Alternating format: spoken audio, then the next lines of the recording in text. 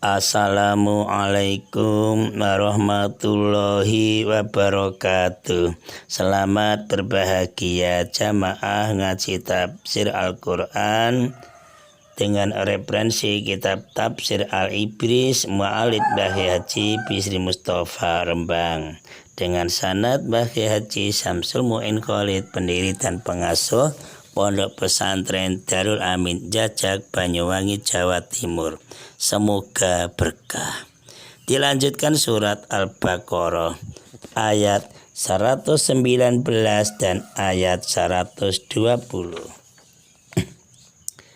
A'udzu billahi minasyaitonir rajim. Bismillahirrahmanirrahim. Inna arsalnaka bil haqqi basyiran wa nadhira wa la tus'alu an ashabil jahim wa lan taruddu ankal yahudu wa lan nasara hatta tattabi'a millatahum qul inna hudallahi wal huda wala ini tabata ahwa'ahum ba'da ladzi ja'aka minal ilm malaka minallahi min waliyyin wala nasir. Inna arsalnaka satemene inna satune ingsun iku arsalnaka ngutus sapa ingsun ing sira Muhammad bil haqqi lawan sak bener-benere Basiron kalima fale kabar bebungah wanatiron lan meten-meteni peringatan walatus alulan ora den takoni pertanggungjawaban sira Muhammad ngan askabil jahim saking wong kang duweni bagian neraka jahim. Ayat 120.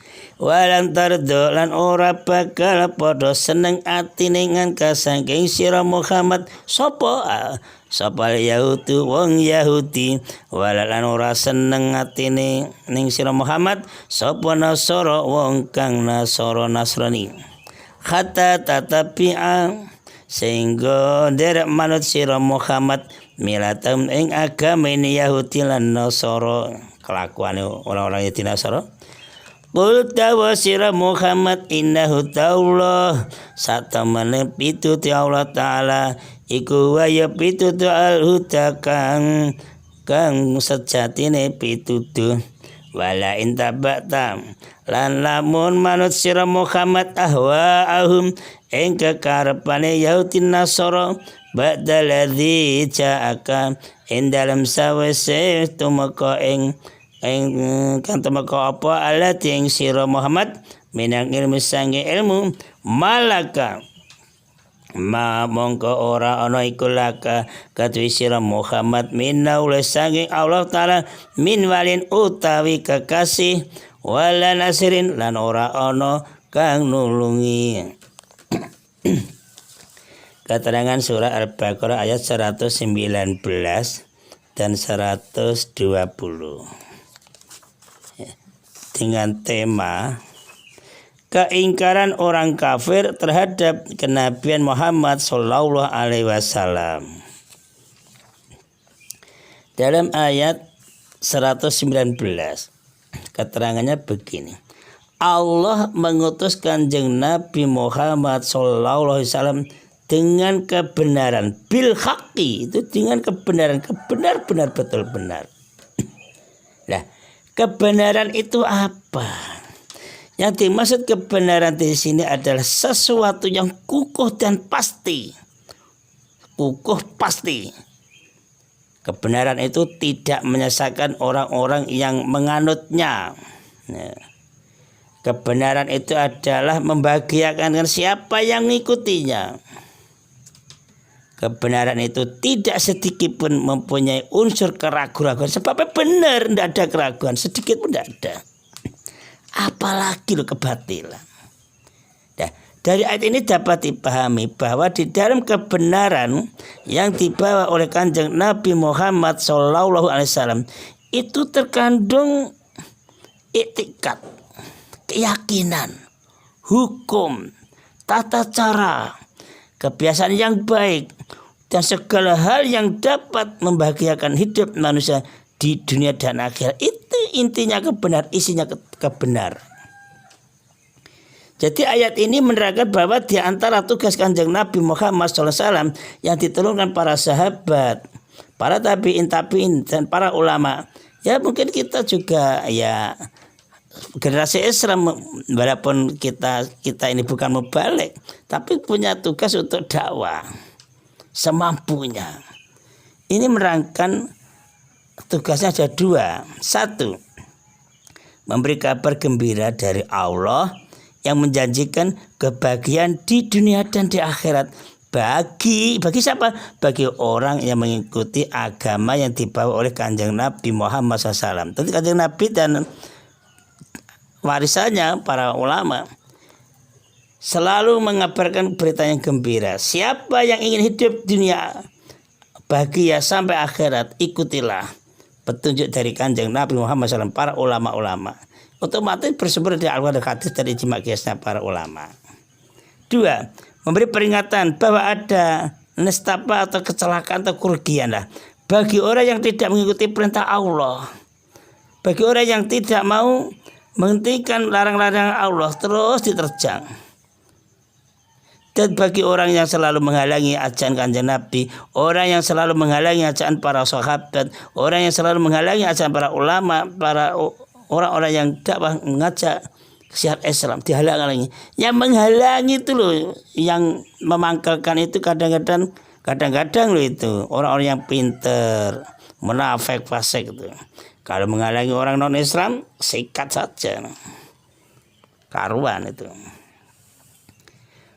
Orang yang tidak mengindahkan peringatan ini akan dimasukkan ke dalam neraka yang menyala-nyala. Pokoknya yang sudah diperingatkan tidak mau masuk neraka. Nah, ungkapan semacam ini menunjukkan kerasnya siksaan yang akan diterita oleh siapa yang durhaka pada Nabi, durhaka para sahabat, durhaka para ulama, durhaka pada para mbah kiai.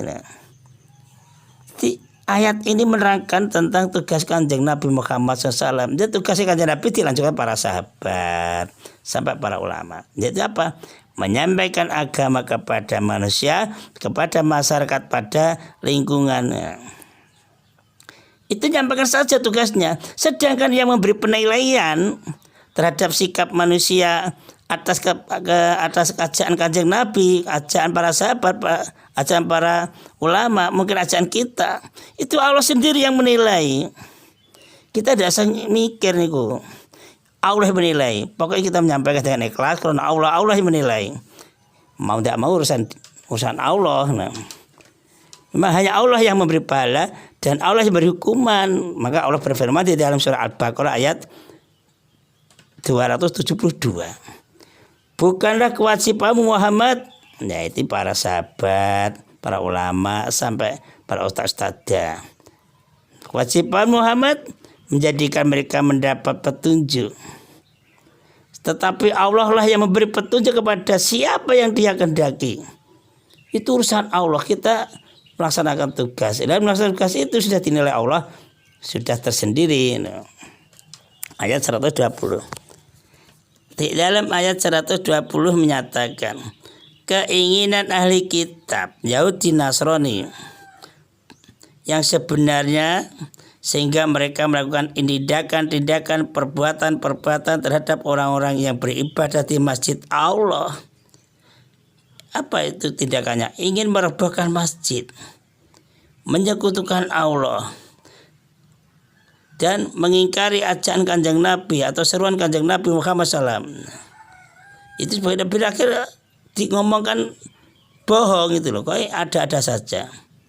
Nah, mereka tidak akan berhenti melakukan tindakan itu sebelum Kanjeng Nabi Muhammad SAW dan pengikutnya para sahabat menganut agama yang mereka anut. Jadi tujuannya itu Muhammad dan para sahabat jangan teruskan Islam kamu berhenti, harus ikut ajaranku, agama Yahudi, agama Nasrani. Nah itu politik jahat orang-orang dulu juga gitu.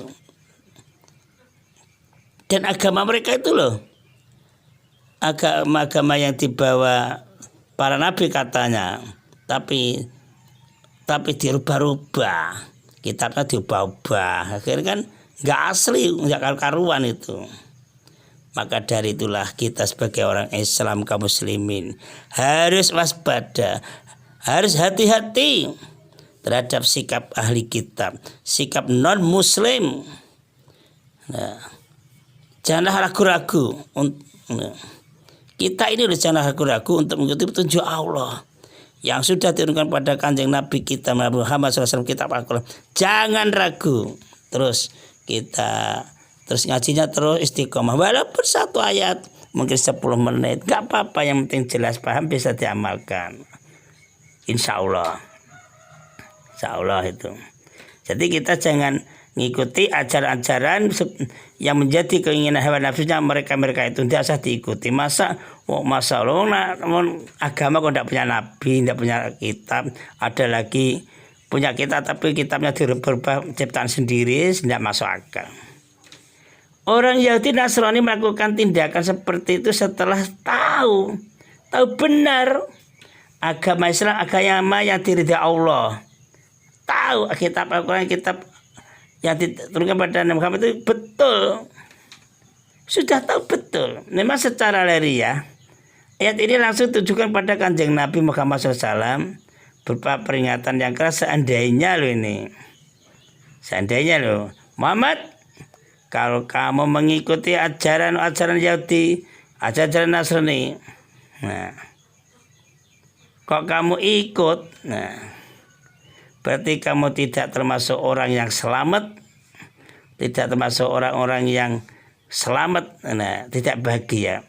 Ini ditujukan pada kita orang Islam sudah yakin, nggak usah ikut-ikut yang lainnya.